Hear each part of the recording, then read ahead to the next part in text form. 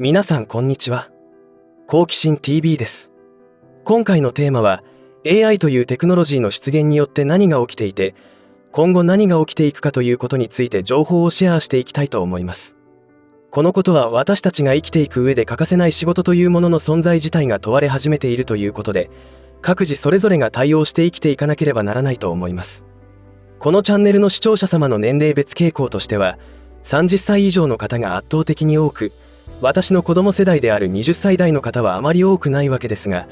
これからの日本を背負っていく世代には本当に厳しい時代となりそうです。もちろん現役世代全般にも言えることですが、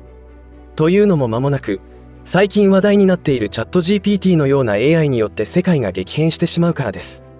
この変化は、かつてマイクロソフトがコンピューターによって世界全体に変革をもたらしたこと以上の変化を目の当たりにすることになりそうです。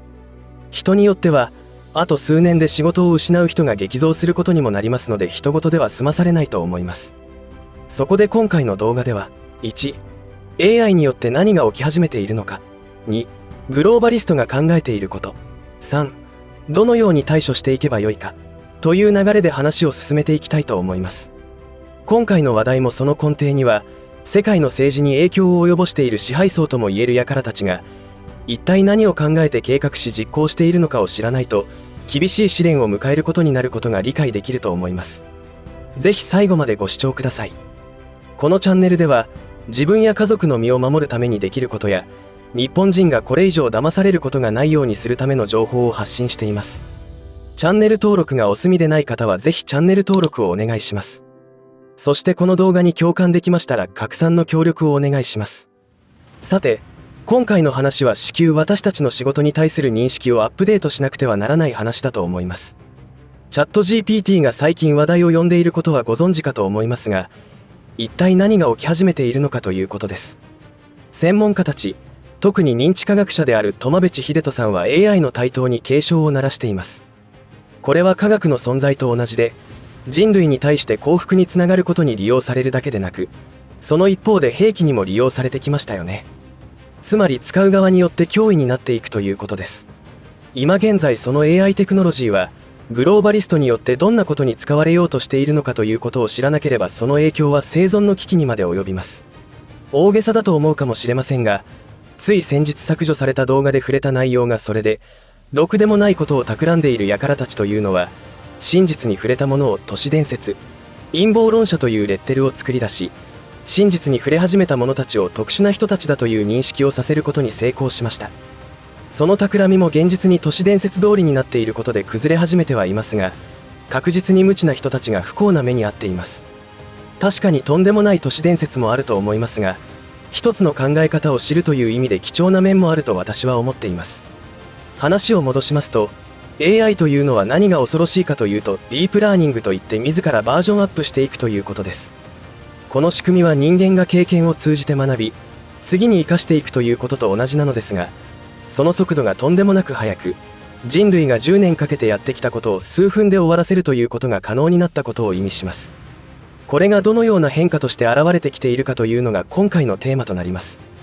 皆さんはブルーカラー、ホワイトカラーという言葉をご存知でしょうか。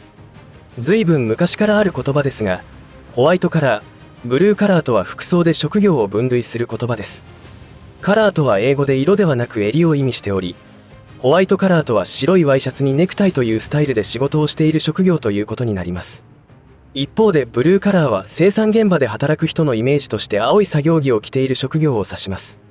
白い襟とはすなわちワイシャツのことで、スーツにネクタイを締めて事務所で働く職業全般を幅広く指します。大切なところなのでもう少し詳しく言いますと、ホワイトカラーに分類される代表的な仕事は、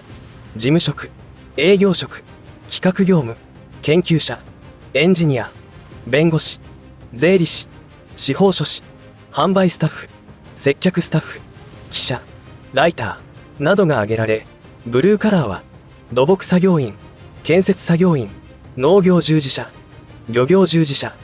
警備員、タクシードライバー、自動車整備工などが挙げられます。他にもどちらでもないグレーカラーと言われている職業もありますが割愛します。今回の話を最後まで聞くことで、ご視聴者の皆さんがついている仕事がどのような影響を受けるのかを考えることができると思います。ちなみにホワイトカラーの特徴としては、1、頭脳労働である。2、比較的安全に業務が行える。3、賃金が高額であることが多い。というのが一般的なものとなります。ただ賃金については厚生労働省のデータから言うと、ホワイトカラーよりもブルーカラーの方が初任給は高いということです。これは一般事務員と現場の給料を考えれば納得だと思いますが、平均年収はホワイトカラーの方が高くなるというわけです。これは生産管理や業務の効率、戦略などに関わることは会社の利益に大きく貢献できることから、ブルーカラーよりも高給にある可能性が高いからだと思います。こういった前提で今アメリカや日本の一部でも何が起き始めているかというと、 AI の導入によってホワイトカラーの人たちの大リストラ時代が到来し始めたというわけです。これは本当に衝撃的なことで、今現在も子どもたちがより高い学歴を求めて受験戦争を戦っているわけですが、企業からすると需要が一気に落ちているというわけです。全く不要になるという極端な話にはならないと思いますが、なんとなく大学出てますという人はもちろんのこと、一流大学と言われている人の中でも不要な人材というのは多く出てくるということです。その動きは海外だけでなく日本でも起きています。かつてマイクロソフトがコンピューター時代を牽引したことで世の中を大きく変えたわけですが、そのマイクロソフトがなんと1万人のリストラを発表しました。これは全従業員数22万人の 5% ということだそうです。他にも Google 本社が世界全体で1万2000人、Amazon は9000人、Facebook のメタは1万1000人に加え、さらに1万人、Twitter は半数の3700人の解雇を行う、または予定しています。これらは GAFA と呼ばれ超一流と言われている企業です。一体何が起きているのでしょうか。事情はそれぞれあるのでしょうが、AI の普及によって加速していることは間違いなさそうです。つまり AI によってプログラマーやデザイナー、管理職の仕事が奪われているというわけです。いつの時代でも新たに仕事が生まれることで、なくなっていく仕事というのはありました。なので AI によって奪われていく仕事もあれば、新たに生まれる仕事もあるということを言っている識者もいますが、私は全面的に支持はできません。というのは、言っていることは一理あって、実際そうだと思います。ただ、今後起きること、今起きていることというのは職を失う人たちが多すぎるということです。昔イギリスで産業革命というものが起きて、動力機械によって仕事を奪われた人たちが、悪の根源である機械を潰すという暴挙に出たということがあったそうですが、実際どうなったかというと、大量生産ができるようになったことで雇用が増し、人々は経済的に豊かになっていったことは歴史が証明しています。ただ、今回の AI の登場による革命は全く違う状況になると思います。AI というのはどちらかというとソフトであるので、その影響は全産業に影響を及ぼします。例えばもう中国で実用化が始まっていますが、タクシーの運転手不在の自動運転業務によって何人の雇用が失われるのでしょうか。全国タクシー・ハイヤー連合会から出ているタクシー白書2021によると、日本には約26万人の運転手がいます。いきなり全車両が自動運転になるかというとそれはないと思いますが、資本家たちは本気だと思われます。雇用の問題が提起され議論されるのでしょうが、グローバリストたちによる侵略は政府にも影響を及ぼし、資本家側に利益があるように法律を改正・制定してきます。世界経済フォーラムがその良い例です。牛が出すゲップが地球温暖化を推進するからという理由で世界中の畜産業が影響を受けており、食糧危機が起きるからとコオロギを食べさせようとしていますよね。これらはほんの一部ですが、全てと言って良いほど出どころは世界経済フォーラムからです。通称ダボス会議と言われている催しに、政府関係者や世界トップ企業のエリートが集まり、議論というより決定事項を告げられ、進捗状況まで管理されているありさまです。もはや国の主権などない状態で、まるで世界政府的な機能を果たし始めています。なので自動運転で言えば、日本国内で雇用問題で議論が白熱しても、この自動運転化の流れは止められません。今のままではということですが、この動きはもう近未来というと漠然としていますが、政府が自動運転に関しての目標に2025年という具体的な目標を掲げていますから、もうすぐという感覚です。では失業問題はどうするつもりかと思い、政府発表の資料を調べてみても載っていません。私の確認不足かもしれませんが、触れられていません。自動運転一つとってもこういう状況です。 AI が普及すればするほどとんでもない人数の失業が起きると思いますが、その受け皿は限られてきています。先ほど言った自動運転についての政府系資料にはドライバーの負担軽減につながり、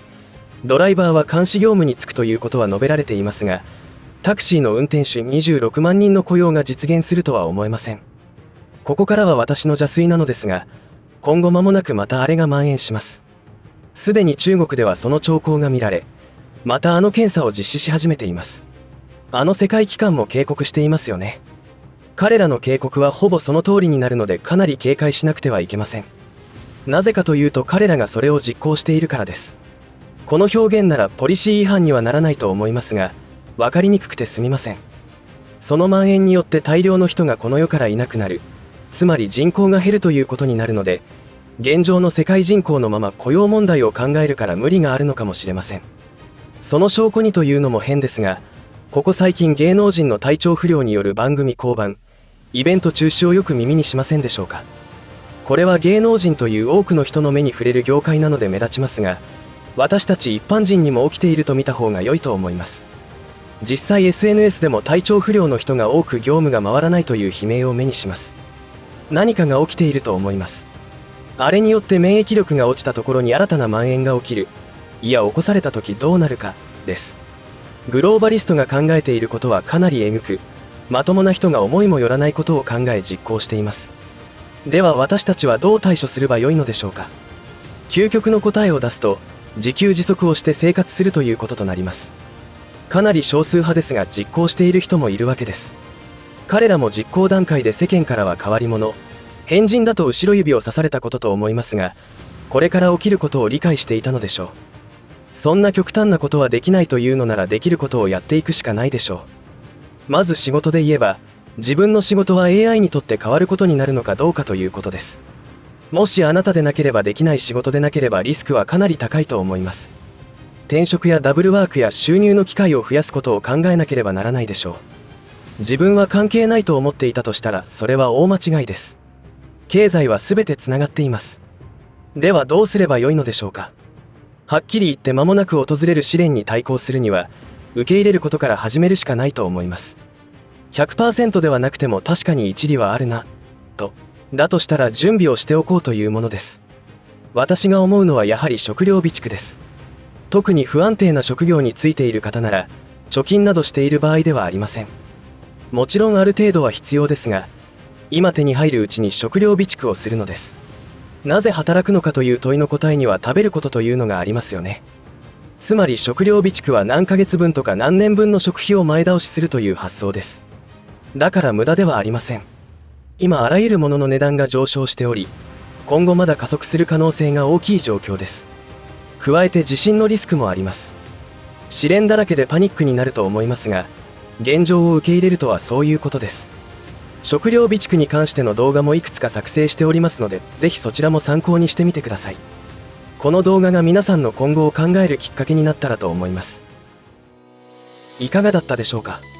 この時代を生き延びるには情報収集と想像力が必要となります。合わせて歴史の知識と海外情報も必要です。試練を楽しむというと不謹慎かもしれませんが、こうなったらリアル人生ゲームを楽しむしかありません。私も決して楽な状況ではありませんが、今できることを全力で取り組んでいこうと決めています。こうして私のチャンネルに訪れた方はきっと何か縁があってのことでしょう。ぜひこの動画の視聴者様には自ら考え行動し、生き抜いてほしいと思います。お互い試練に負けず乗り越えていきましょう。最後までお付き合いありがとうございました。以上で今回の話は終わりとしますが、皆さんの応援が次の動画作成の力になりますので、いいねボタン、